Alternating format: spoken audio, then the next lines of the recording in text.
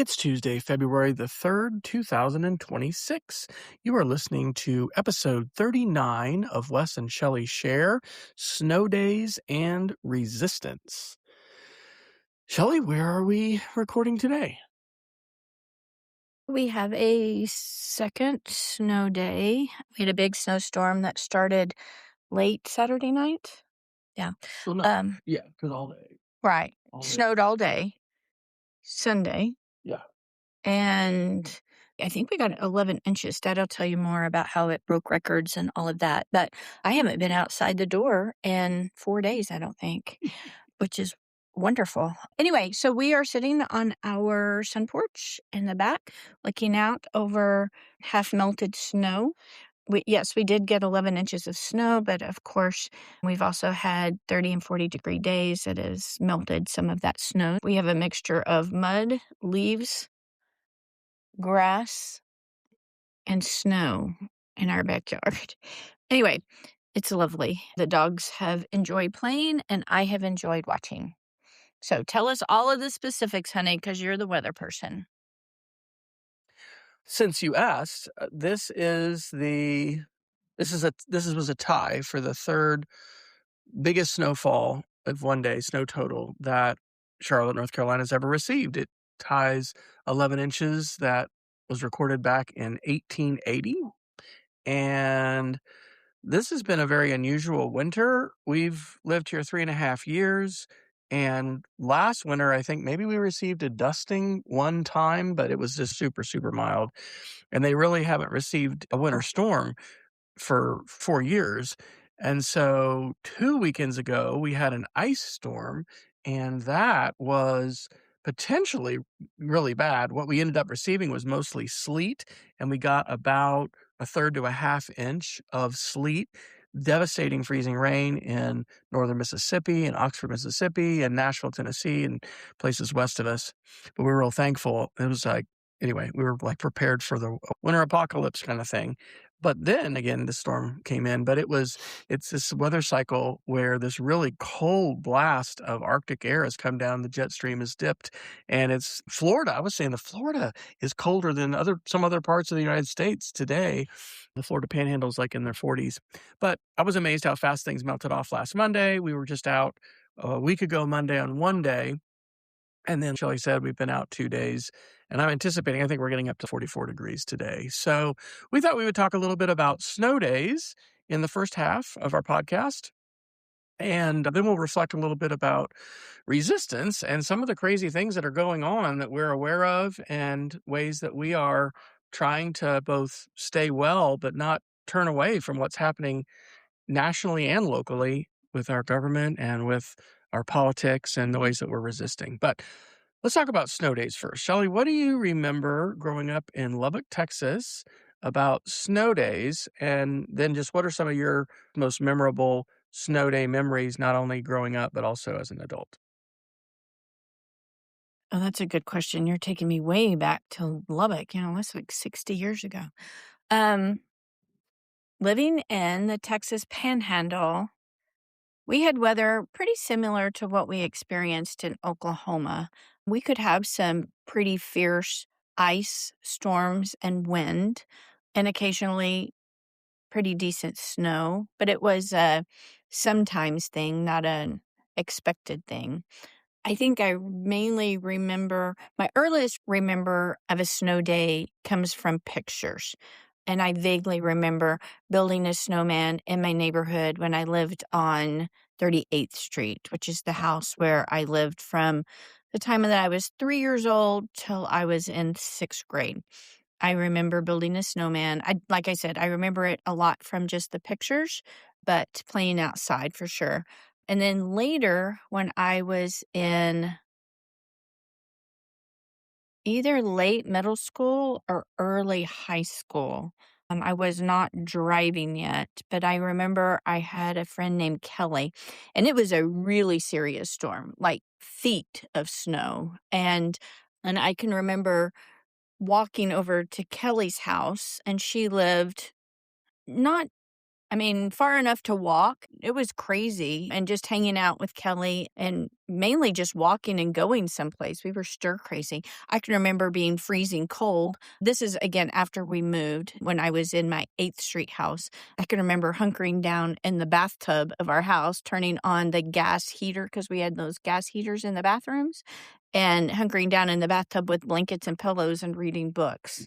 So I do remember that. Wow. And then playing outside. Oh, a friend of mine, David and Jane Marie Reynolds lived across the street, and they posted on Facebook a couple days ago, I guess Lubbock got snow again, and how they were using their mother's sled to go sledding. And I think they have grandchildren and children now. But anyway, I can remember in high school probably using that same sled. I can remember when in high school we had a big snow and we all got together and drove over to the park and did some sledding. So probably on that sled, but it brought back memories of high school going out and doing that and getting together with friends. But it was fun. I think I have been reflecting on this. Like, I have not seriously been out of the house in 4 days. I didn't get out and make a snowball. I didn't get out and help shovel snow. I didn't really get out and do anything. And I'm thinking, wow, how different that is. I have gotten my joy of this snowstorm by sitting in my warm house, drinking my hot tea, reading my book, and looking out and watching my dogs play. And watching Star Trek. And watching a lot of Star Trek. But that is so different because when we had children, it was so much fun to help them find all their snow gear and get it on and take it off and get it on and take it off and get the hot chocolate ready and take lots of great pictures. We've been noticing pictures on our TV screen. But anyway, so I think in my advancing years, I have really enjoyed just being watchful, homebody, participating, and being thankful for living someplace where it's beautiful and we have trees. Wow. Okay. So much. All right, let's go back to Lubbock. So this is an interesting thing about Shelly and I, that we overlapped living in Lubbock in the late 70s and then met each other in 5 and got married in 96.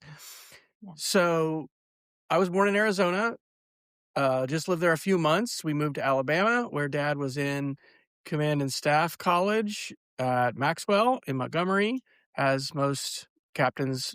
Either you do that in-house or whatever, in person, or you do it correspondence. Anyway, so we were there in Columbus. That was where actually a tornado went over our house, and we lived in the same apartment complex as the baseball player Reggie Jackson. There was no snow there. We moved then to Colorado, where Dad was, or maybe we moved to Colorado first. When were we in Colorado? I think maybe we moved to Colorado. Dad was on the faculty of the Air Force Academy in the math department for a few years. Then we moved to Alabama. And then basically before kindergarten in 1975, we moved to Lubbock, Texas.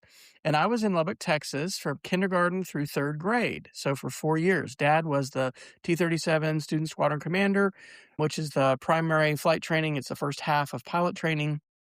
And so anyway, he was out at Reese, and of course, that's where I ended up going to 52 hours of pilot training and about a fourth of it, and eventually meeting Shelly. I remember vividly this snowstorm that I think Shelly's talking about, that probably was in like 1976, 77, something like that. 76 was the bicentennial of the United States. And so I remember decorating my bike in a parade in the summer and things like that. I do have a bunch of memories of Lubbock, actually. We should talk about CB radio sometime. But this snowstorm was like over 10 inches. Maybe it was a foot.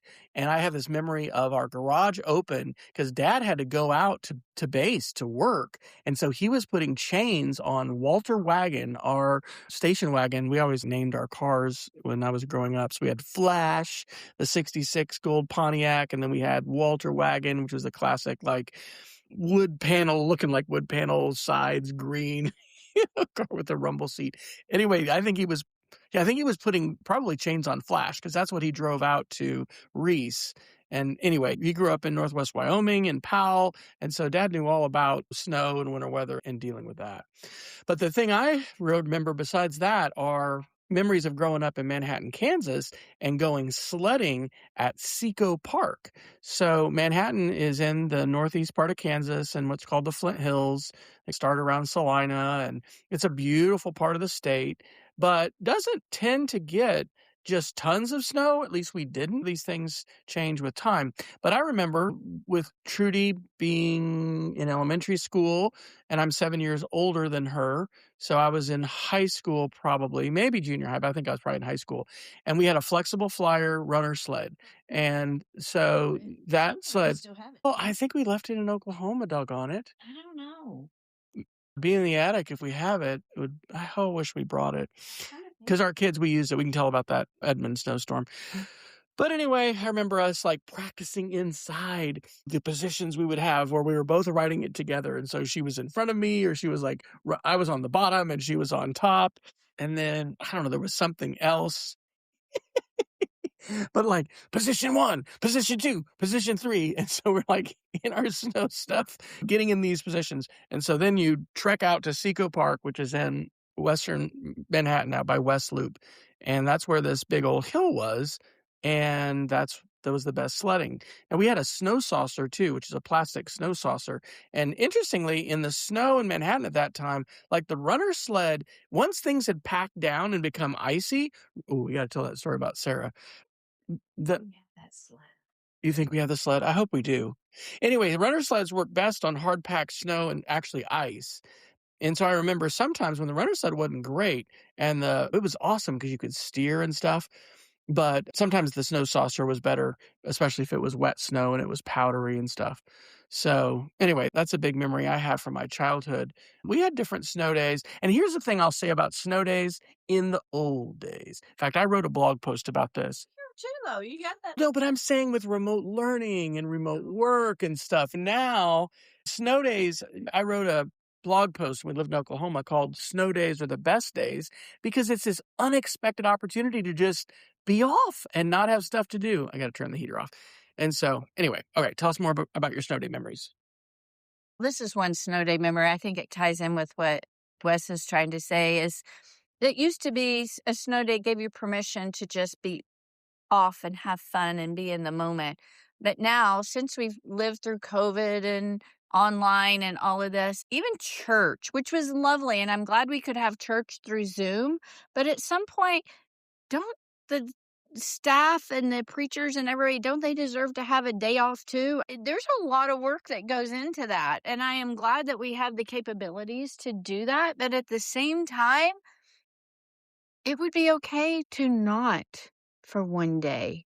It doesn't mean that we lose a connection or whatever, but I think I probably controversially really enjoyed our time during COVID being at home. I guess I am more of a homebody, and I was glad to have my children and have our rhythm of life at home. We're back. I know. It was such a gift, such an incredible gift to have all 3 of our children at home and exploring different parts of our house. But anyway, that's another podcast that I know we've talked about. I think we have.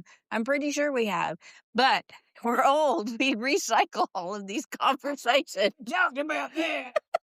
Yeah, we did. But anyway, I was just saying that, yes, I mean, we do have the capability to do Zoom meetings and to do school and whatever. The heck with that. We just need to have a day off and enjoy it. Catch up later. So nice. What do you remember about Edmund? I'm done. Edmund. No, you remember some Edmund ones? Tell about the ice with Sarah. I remember the ice storm where Dad was gone and I was at home with all the kids. I remember that, 2007. Dad was off skiing, having fun, and I was at home trying to keep everybody warm and fed. But anyway, it was fun too. But yeah, that one storm in Edmond, which again, Edmond didn't get a whole lot of snow, but when Christmas they Eve. did, there were several times. But that one was really fun because they did a lot of sledding, and we lived on a cul-de-sac, and the top of the cul-de-sac was at not a high hill, but it was a higher elevation. And so it became a really great place to sled. And all the neighborhood kids got out. And Jake, our dog at that time, was having a ball in the snow. That was really a fun time. And then later, I guess the snowstorm you're talking about was when Christmas Eve, we got a big ice storm that cut out church. And we didn't, at that point, we didn't have the ability. You couldn't go to church. First time I watched Life Church live. Yeah, that was the only one. And it was beautiful. Mother and Dad were there. And then I remember we had to go over to Mother and Dad's and dig them out of the snow. They lived on a cul-de-sac as well at the higher point, but oh, they had a steep driveway. Do you remember that? It was crazy. But anyway, so very fond memories of snow days and experiencing snow. But I'm glad not to live with it all of the time. It makes it special this way. I'll put a link in the show notes or whatever for this podcast because we do have some videos of sledding with Jake and the ice and with Matthew, our neighbor who is Alexander's age. And just so fun being able to be out sledding. And yeah, because of the ice, we had a layer of ice that went down and then snow. I remember going to Hafer Park with our kids. I just thought about that. Yes. And we didn't have sledding. snow gear at that point. So we went to TJ Maxx or something and got everybody pants and coats and gloves and hats and things like that, and then went to Hafer Park and the 4Runner. Yeah, we had the 4Runner and had 4-wheel drive and going out there to sled together. And it was like small little hills and stuff, but still, it was fun. I don't know. Did we make a picnic? Probably. And I don't think we had a stove to do hot chocolate. But anyway, it's fun. Those kinds of experiences they make for powerful memories. And this was wonderful. We're at a different stage of life. But it is, and of course, it's great to check on neighbors. I love to share food. For the record, I smoked a brisket the first night of actually this latest snowstorm. We had cheese fondue last night. And something else about experiencing snow, I also have some fond memories of just our ski trip to Keystone, where we got to, I think the kids skied for the first time. And Rachel's remembered that and continued skiing. She lives in Colorado Springs, and she, Not because of my great teaching skills. Well, but you know what? It's an experience. Again, it's an experience. And Alexander and Grace living in Houston, it's probably not something that they're going to do very often is go skiing, but I'm glad that all of our kids had an experience with that. The only time I went skiing was with church ski trips and driving to Ruidosa or into Colorado. Sleigh ride. Yeah, but yeah, that Keystone Strip trip, I remember just some neat things visiting snow. That was spring break, wasn't it? Spring break? No, it was in February. February, huh? And then also when we went to Montecito for spring break and had that incredible snow. I have never experienced snow like at Montecito. Feet of snow. Incredible. And then snowshoeing, in the Sequoias and driving out with the girls for that. Wonderful, great memories of snow. And I'm glad I've had them. Yeah. I had fun making videos of some different things, including like ice storm preparations. The trip we took with Mom and Dad. Tell the story about Sarah on this one. Oh, yeah. So one of the wonderful things that both of our parents did for us was take us on vacation. And they both had timeshares. I think at one time my parents maybe had two because they had bought one from Marge and Dick that was, in fact, Dad still has that one. It's the Jockey Club in Vegas. And and Robbie actually stayed there. We've usually traded for it. But anyway, Shelly's parents had one in in Pagosa Springs. And so that was fun. That was a Christmas. And one of the things we did was we drove up to the ski area. What's the ski area called? It wasn't Pagosa. Wolf Creek, maybe? Yeah. Wolf Creek. And so we didn't ski, but we went to the pass. We went up to the pass and took our sled and the runner sled. And there was this high hill. And anyway, I remember I put Sarah on it and then, basically pushed her to go down. And she went so fast. She was terrified. I think everyone was basically terrified. And that created some trauma. So unwanted trauma with Dad being a little bit aggressive, maybe overzealous with the sledding. And so anyway, I'm trying to remember I have some really good sledding memories. I don't know if it was at my friend Craig's house or with my friend Jack Graber. I should contact Jack. Jack lives in Denver now. And actually, we didn't get to see him in Manhattan this last Christmas, but he was there with his wife. But there was I think it might have been maybe in Seco Park, but we would have these routes that we would follow on the runner sled. And the thing was to go as far as you could. And so we had these different little trails and stuff like that. But just adventures and fun, unstructured fun, out in the snow, being outside. That's a theme of our podcast, right? And in fact, that's one of the things we want to do more of in 2026 is have more of our outdoor adventures. Okay, anything else to say about snow? All right, so we're going to go to halftime. I'm actually going to make a new ad, and I think it's going to be, who knows, maybe it's for News with Wes. It says barbecued. I'm not really selling anything. We're not doing our funnel cakes really anymore. So, yeah, I'm going to do an ad for News with Wes. And then we'll be back after halftime to talk about a little more serious topics, resistance, and healing our culture.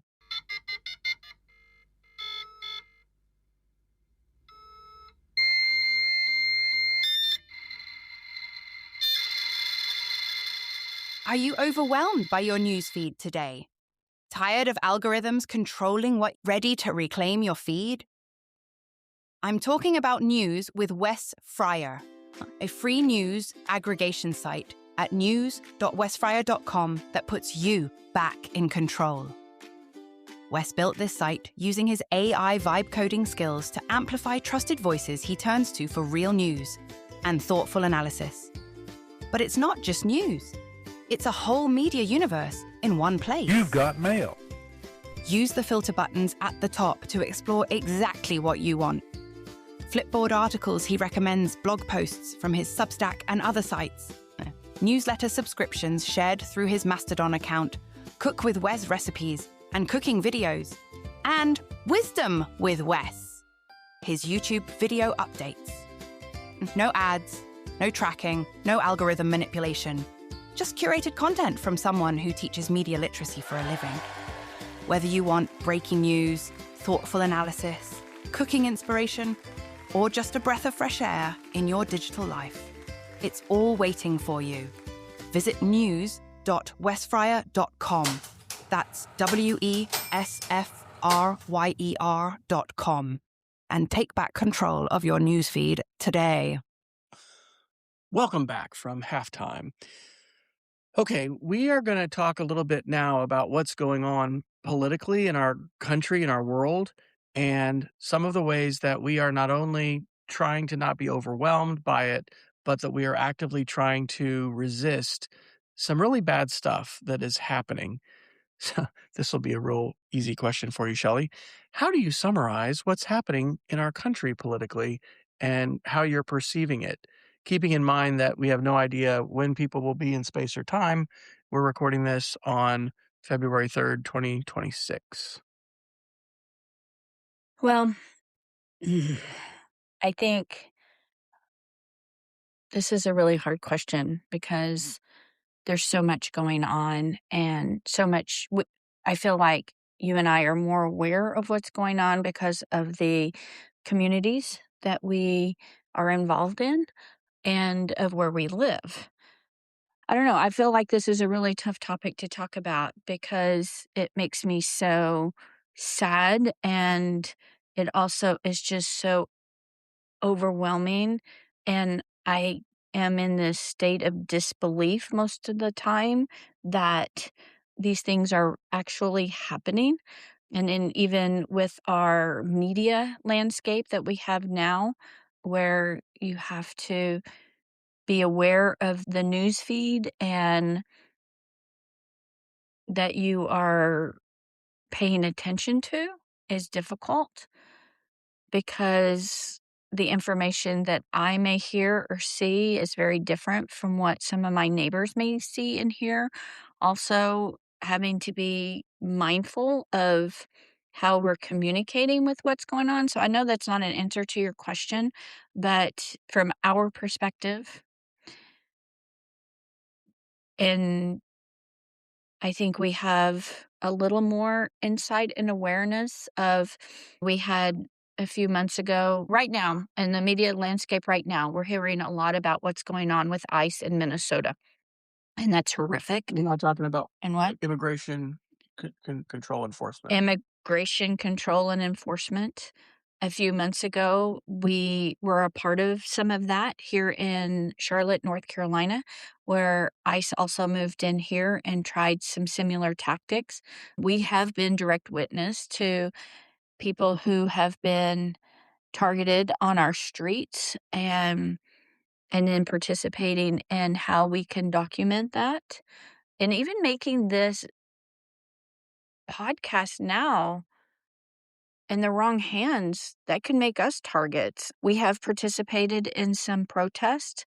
Your dad can talk about some of the organizations that he's involved in. It is a scary time to be a witness to and surreal to what's happening around us and how that is affecting and all of us. And so I think for me personally, finding the ways that I want to resist what's going on with our country has been important. And I don't have a clear pathway on how I'm doing that. And I want to continue to stay aware and then certainly support your dad and support our church and support my community. Anyway, I'll let your dad explain a little bit better, probably.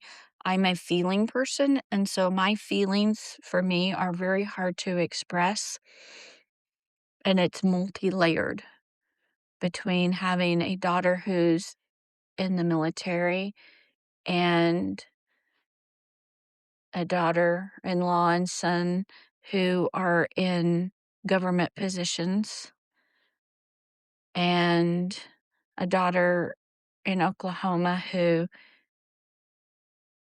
is in the middle of a state who It's very red. is very red. I don't know. So my feelings are very multi-layered and hard to express. So I have been wanting to start a little video series, and I think I'm going to record the first one today because I'm always like, was this the right time to do it? And something else happens, called Letters from Grandfather. Because we are living through history. We always live through history, but we're living through some tumultuous times of change that is very difficult to process and grapple with and to connect the dots for what's happening. So I guess I'll start by saying at the first No Kings rally that happened in June of 2025, last year, here in Charlotte, I had an opportunity to actually speak as a teacher and a veteran. And I'll put a link to that. You can see that recording. It's available. And I started off by talking about Schoolhouse Rock and this song called It's Only a Bill and the way our government is supposed to work, not just through executive order and executive fiat, but we're supposed to have debate and Congress is supposed to weigh in on things and we pass laws in a constitutional process. And I am very passionate about our Constitution. I took an oath to support and defend the Constitution of the United States against all enemies, foreign and domestic, as a commissioned officer in the United States Air Force. And even though I was honorably medically discharged and I'm not an active or reserve officer, I still take that pledge very seriously. And so one of the things that is happening is that we have had a breakdown in the checks and balances of our country. And we now have a chief executive, a president, who continues to do many things, which in some cases are like maybe illegal, and then in other cases are absolutely and positively illegal. The Supreme Court has granted the president essentially blanket immunity. And what's happening with ICE and Border Patrol, ICE and CBP, not right now in Minnesota, we just had two civilians who happened to be white folks, Renee Good and Alex Peretti, who were both killed by, in the case of Renee Good, an ICE officer, in the case of Alex Peretti, a Border Patrol agent officer. And these were murders. These were executions. These were not acts of self-defense. These were not situations where they were threatening these people. And they were very well documented by video. And so millions of people across the United States are experiencing trauma because they have watched these videos and we have seen murder and execution and just death, right? These were killings. It's interesting to go to Wikipedia actually and read what the article says and then what people are arguing about and debating on the talk page. And the last time I checked, these were both called killings. And hopefully these are going to be thoroughly investigated, and those who I believe exceeded their authority as law enforcement officers are going to be held accountable. But Shelley was talking about what happened here. We had ICE move into Charlotte, and our immigrant community was basically under siege. And I believe that we are seeing state-sponsored terror that is motivated by white supremacy, by a desire to other so many different people in the United States of America, basically anybody who is not a white person. And it really terrorized our community. And so we had numerous groups, nonprofits, we had schools, we had folks that were having to bug into their houses because they were being grabbed off of the street and kidnapped, and in some cases moved out of state. We've had people deported to El Salvador. We've had people sent other kinds of places. Our courts are acting to do things, but it is just really a surreal situation. This last week, we had a judge say that ICE agents and Border Patrol do not have to have a warrant in order to forcibly enter someone's home. That is in the Fourth Amendment to the Constitution, a protection against illegal searches and seizures. And so we basically have a law enforcement branch of the chief executive, the federal government, that is now operating with impunity. Folks are masked, they are not wearing badges, and they are going in and doing whatever they want, to include seizing people, some of whom are not documented and don't have documents, but many who do. Some are citizens, and now people have even been killed. And so it is really hard to understand what's going on, to make sense of it, and I think also to not be overwhelmed by the news feed. I was asked yesterday, and I'll give it to you, why I'm still using Substack, because Substack is a social media platform that's very popular as we record this in early 2026. But there are acknowledged Nazis and white supremacists also using this platform. I am listening on an almost daily basis, multiple times a week, to Heather Cox Richardson, to Robert Reich, to other influencers and journalists and people who are sharing things. But it's really hard to not have that on too much and to be overwhelmed. And in addition to that, to know what to do. And so I think we want to talk a little bit about that, what we're doing. Yeah, there's a lot. And I still have really mixed feelings with it because what we hear, see, and believe is very different from some of our neighbors and what they see, hear, and believe. And that is difficult because we are neighbors and we do love our neighbors. And anyway, I would say it is just really hard. So, one of the things that our school, and I'm really glad to be in our school, and because while it's quote unquote non-political, we do have a very diverse place that we work, and student body and teachers, and one that is not suppressing our right to participate and voice our differences. I think everybody is very politically aware and respectful while we are on campus, but we also are free to support and acknowledge and be a part of our different things. Okay, so as an example, so we have a pretty big DEI department, and we have called February our month of service. And so grade levels have been really encouraged to find and support local nonprofits in our area. And so our fifth grade team got together actually with one of our parents who is very supportive of some nonprofits, but we have got together with Refugee Support Services and Bridge Kids. And so our students collected books to donate to these programs, which is especially after what happened with ICE, and they were hit so hard, our immigrant services. Anyway, this is an after-school program. It's a preschool, all done on volunteer. So we got our students planned activities for preschoolers and chose some books that the kids remembered in their childhoods and created activities and did some lessons for the teachers and then gave letters of support and thanks for just the things that the teachers and the nonprofits have done and baked goods. Anyway, it was just a really good act of support for our immigrant community, but also in a way that our children could understand. We also support relief services in Jordan, and so we have our Reading for Refugees program where we raise money by reading books and then give that to in Amman, Jordan, to a refugee support group there. So this is something that we have been doing for years. And again, for me, this is a great way for me to resist and heal is by doing something that I am gifted with to support.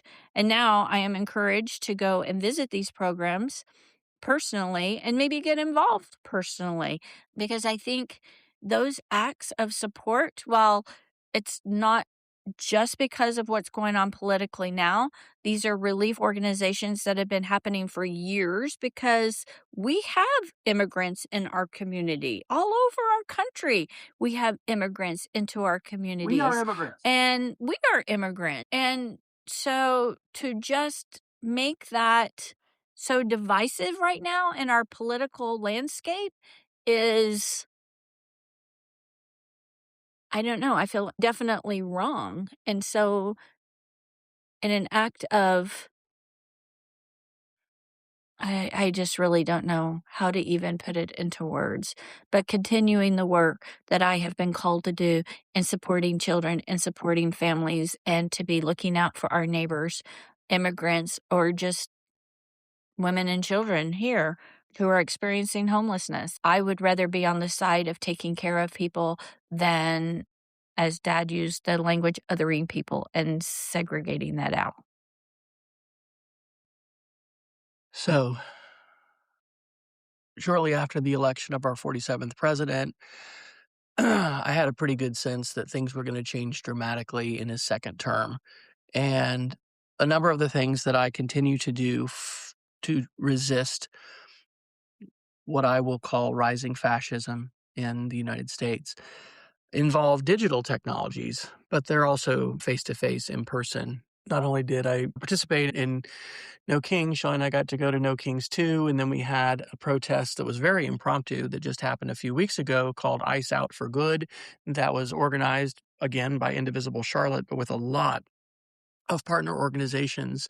And I would encourage anybody who is interested in getting involved, a good website to visit is nokingsclt.com. That was a website that we set up before the No Kings 2 protest, and there are so many wonderful organizations. The Carolina Migrant Network, Siembra, North Carolina. Siembra is the organization that we went to some ally and observer training at, I think it was First United Methodist in Dilworth, maybe. I may be getting the name of that church wrong. But anyway, I set up a Patreon I called Dangerous Ideas with Wes Fryer. And I still post on that every once in a while, but I was feeling like I wanted to be more free to say things.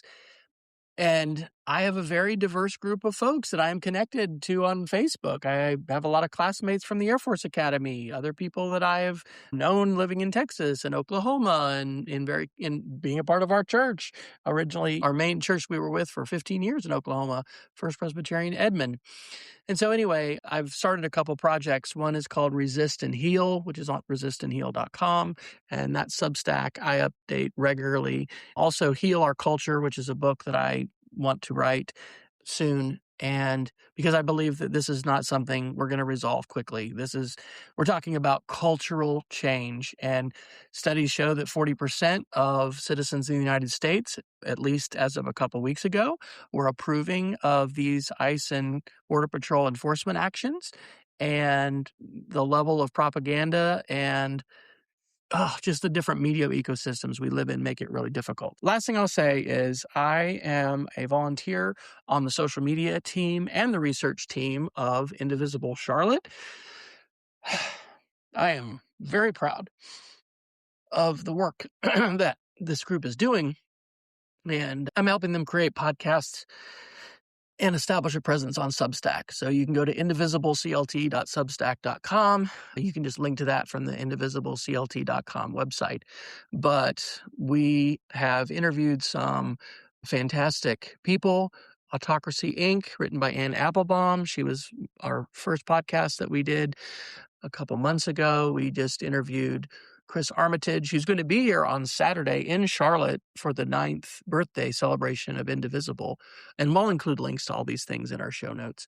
Just did an interview with 2 representatives from Common Cause North Carolina that has been fighting for over 20 years to end gerrymandering, both partisan and racial gerrymandering, and to support self-determination and representative democracy. Fantastic 2-part podcast. And then we're going to be having an interview tonight, actually, with a former judge. And I just think this work is really important. So that is a lot, and it is continuing to unfold. I would like to think that your dad and I have lived our lives supporting others and taking the time to think of others so that what's happening now is not new. We have always been in support of and wanting to care for others. Can you talk about our church a little? Like Caldwell, maybe? Or I will. It's okay. I'm sorry. I interrupted you. No, I mean, I was saying, being a part of our church, it's hard to talk about. I'm sorry I interrupted you. go ahead. I didn't know what I was saying. Being a part of our church community is a vital part of not only resisting, but staying well. And I'm convinced that taking care of ourselves, our mental health, like I'm feeling emotional talking about this, it's important to stay well. And it's vital to be in community. And so I'm so thankful, and I know you are as well, to be a part of the Caldwell community. Shelly's going to be installed as a new elder at Caldwell Presbyterian Church next Sunday? 2 Sundays. It's been postponed because of our ice storms. But that service is very significant, and it makes a difference. And I think I just want to mention our church community and then also my friends at school. Those are all really important community connections that I have and that we have. And I think that's part of resistance, staying well and building each other up and keeping the light on. Yes, we do. I would say having that connection. I think what I was trying to say is this is not new to who we are. That Wes and I have been working, supporting others, and been active. Church has always had, whether it's in people experiencing homelessness or working with our communities or giving back to our communities for a long time. But coming to North Carolina and being involved in Caldwell Presbyterian Church has also opened up a lot of doors and giving us a lot of language and continued our journey of helping others. And that has been very important. It's a part of our community and our network. And we want to be a welcoming and inviting community and not a community that's trying to push people back or push people out or push people away. We want to be an inviting community, no matter their political or identity that may be different from us. And so I am glad that we work and worship and live in a time where we can continue doing that. I would be remiss if I didn't say what I'm feeling sometimes, that this can be a precarious time, and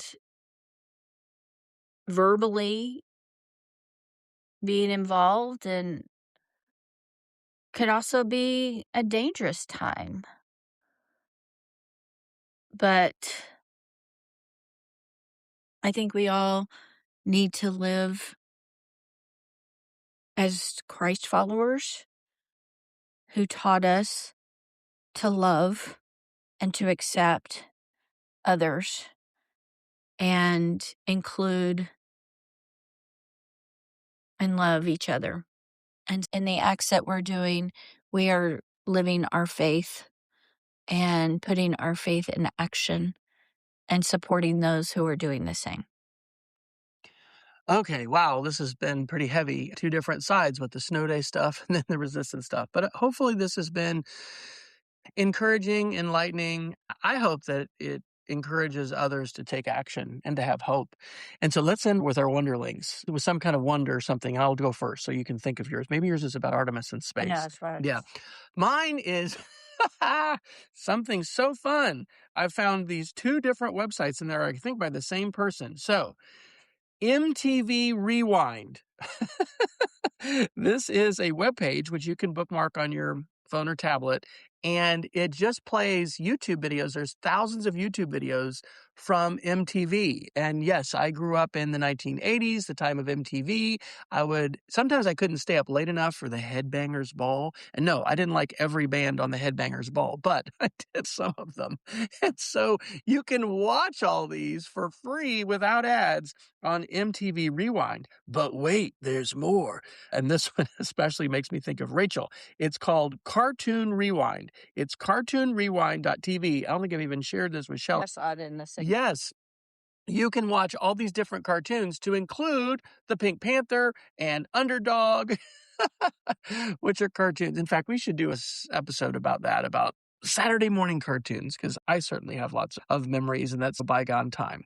So, in the spirit of wellness, TV may not promote great values from the 1980s and the Headbangers Ball, but Cartoon Rewind is pretty awesome, and I think we all need a little more Pink Panther today. I would counter that with we all need a little more Star Trek today. We're like most people. We probably stream and pay for things we don't even know that we have, but for whatever reason, we realized that Paramount Plus, we have access to that. Who even knew? So I have been watching a lot of Star Trek, most recently Deep Space Nine. But I love living into the Star Trek mentality. I think my Star Trek is over 60 years old. I can remember watching it young in my house at night, and it shaped me. On my little black and white TV, I watched the original James T. Kirk and had a big crush on Spock and I mean, just that whole Star Trek mentality. And now there's Starfleet Academy, which is a whole new. I've always appreciated the writers and the world that Star Trek tried to live into, to go out and explore and make first contact and represent of a community of respect. And anyway, so Law. and law, yes, Rules. yeah. So anyway, I have loved that, but also to go along with my space theme. So I am this week on February the 8th doing Buddy Mentor Day. This is something that a woman at our church, Kimbo, has organized. She did it previously in, I think, Connecticut, but brought it here. And then we have 30 mentors and 30 buddies who meet once a month at our church, and they have lunch and they connect, and these relationships go all the way through. They're all ages. So they start at probably elementary and go all the way through high school. And then when these students are graduating from high school, they have a few $1,000s in scholarship money just from participating in this. And Kimbo raises all of this money, and it's an amazing program. So anyway, I am going to be doing bottle rockets with them on Sunday. Bottle rockets. Well, water bottles, I don't know. We're debating. We're going to do air launch, but I'm debating whether to go ahead and put some water in there. But anyway, so going back to my love of all things space. So I have felt a bit of anxiety, which also is, my body interprets that as excitement. But I've got to go out to Walmart today to get a bunch of supplies because I have never built 30 rockets. Anyway, and I just noticed on space.com that they have pushed back the Artemis 2 launch into March now. Yeah, which I am not surprised by, but such an exciting time that we are now having the Artemis 2 launch, which is a manned mission back to the moon. Crude. Well, I'd say crude instead of manned. Human, Yeah, whatever. not man, A crude male. It's a crude mission. Okay, Dad says it's a crude mission, but it's a crude mission. Back to the moon, to orbit the moon and then come back. Yes, it is. We haven't been back to the moon in over 50 years now.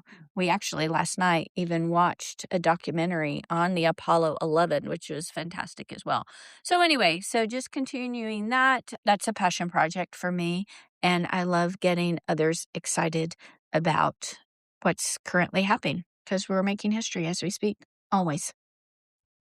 All right. I'm glad we're able to end this on a positive note. We want to encourage you to subscribe if you don't already. You can simply Google Wes and Shelly Share podcast. And as I did that today, it came up first in Google, shellyfryer.com/podcast. We've got links to all the places where it is syndicated. This is an audio only podcast, but you can get it on YouTube. You can get it on Spotify, Pocket Casts, Apple Podcasts, wherever you get your podcasts. And if you'd like to reach out to us, we'd love to hear from you. We'd love to know that you're listening.